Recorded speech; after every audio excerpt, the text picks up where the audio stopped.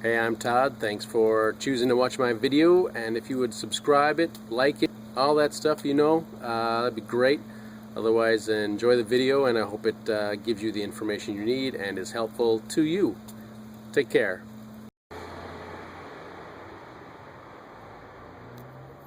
Alright, this is specifically a 1998 Subaru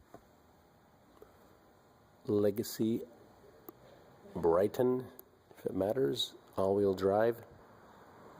Doing the radiator. A little damage right here. So we're going to replace it. This is a manual transmission, so there's no transmission cooler lines. That would be one extra step if yours is automatic. Lots of 10 and 12 millimeter bolts. 12 millimeter, 12 millimeter, then 10 millimeter up here. We will probably leave the cooling fans on and take it all out as an assembly. Everything is left to loosen, right to tighten.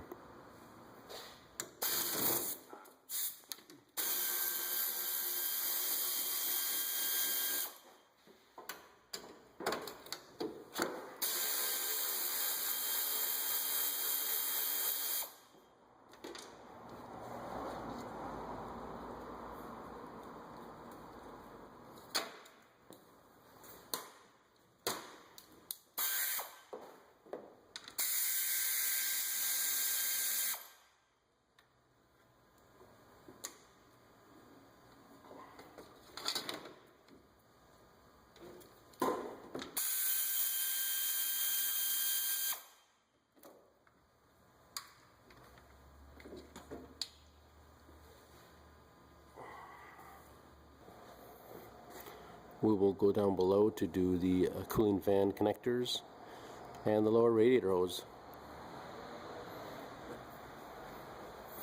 You may not have the same style clamp on here. This is a screw type where the 8 millimeter or 5/16 or a screwdriver will work. Sometimes they have, oh, yeah, that's probably it right there. Subaru, typical 10 millimeter or Phillips screw. That's what they use on these cars right there. Left to loosen, right to tighten. Alright, this is the passenger side connector. Just pull this up and pull it out. Pretty much the same for over here. And then there's a clamp. Looks like, again, someone's changed it. You could have a 10 millimeter clamp here if it's the old style. So, right here. A quick note if you want to, here's a thermostat. A little bit of a pain, but two 10 millimeter bolts right here. And then it'll just come down, and there's a thermostat in there. 10 millimeter bolts. They might have been off camera there. So, and we got a drain pan right here to catch the coolant as we take the lower hose off, and then it's actually ready to lift out. A very easy and manageable job for you. Oh, here's the drain. We could use that too.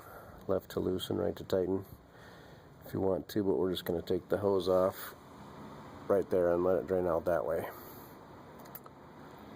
So that's it underneath here. Two connections and a lower radiator hose, so pretty easy.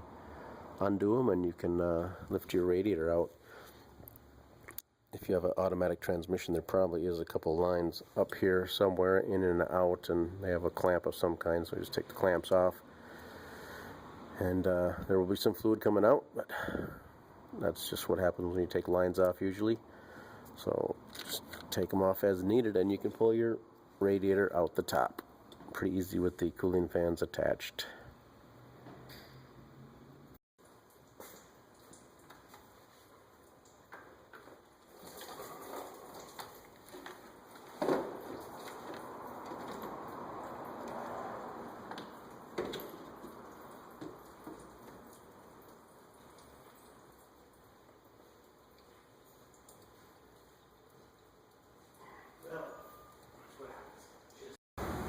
Of course, here's our old radiator and new one. These little clips we had to install ourselves. They came in little bags. We got those installed, and then just a bunch of 10 millimeter bolts. Take the cooling fan off and put it on the new radiator. Simple as that. You can see I left the hose on there, and I'm doing the thermostat, so I just took it off that way. And just so you can be flexible and do it in different ways. To exactly have to do it my way, but boom, here we are. And we can see the cooling, at least on this radiator. Here's the automatic transmission line options, so that's probably where they'd be if you have an automatic. You'd be disconnecting right there on your car. So let's finish transferring the cooling fans and reverse procedure to install and reinstall it.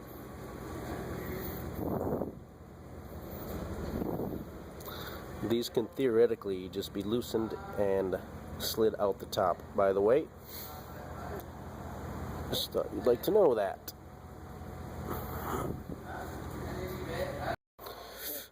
So we're ready to put antifreeze in it. Just put a nice 50-50 mix of antifreeze in the radiator. Just kind of pour it in slowly. Not sure how much of a problem there is with air pockets on this vehicle. So you can hopefully add about a gallon here total, maybe a gallon and a half. And we'll run it for a few minutes.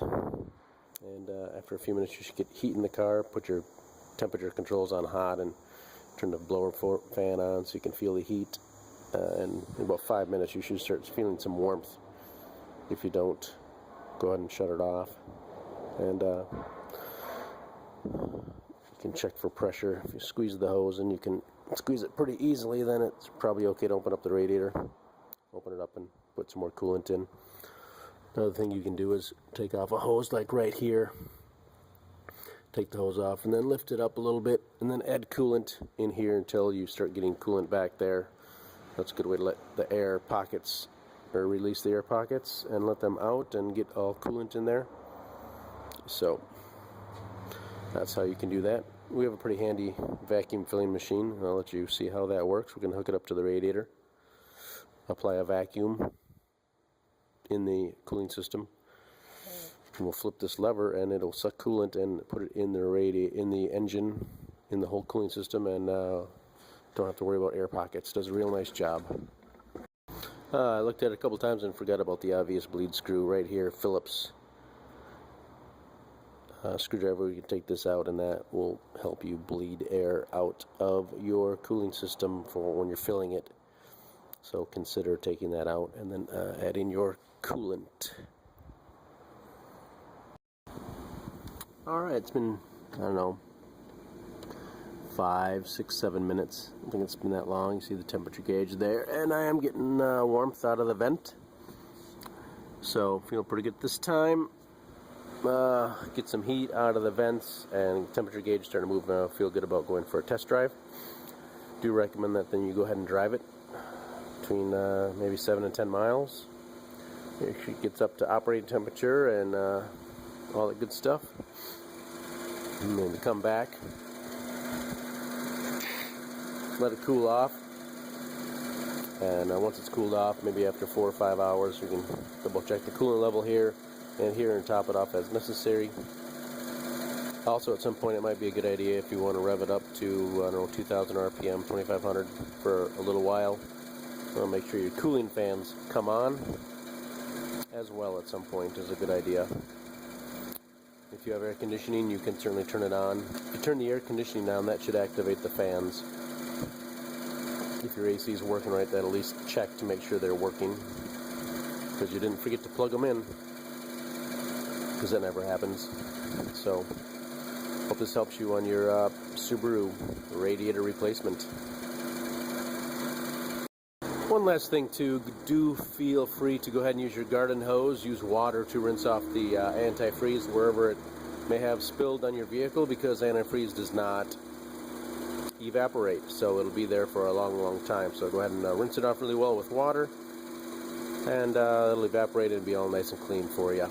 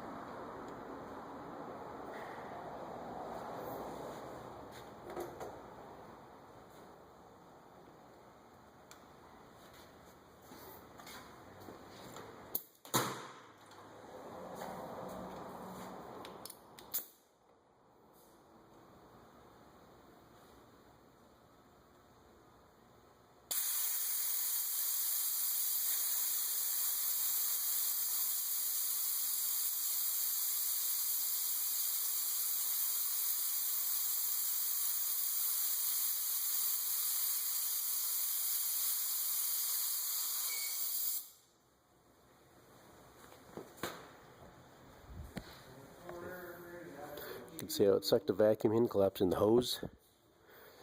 And we're in the green there then. We're good. I'm going to flip this lever and add coolant. Pretty sweet. Boom. And we're adding coolant.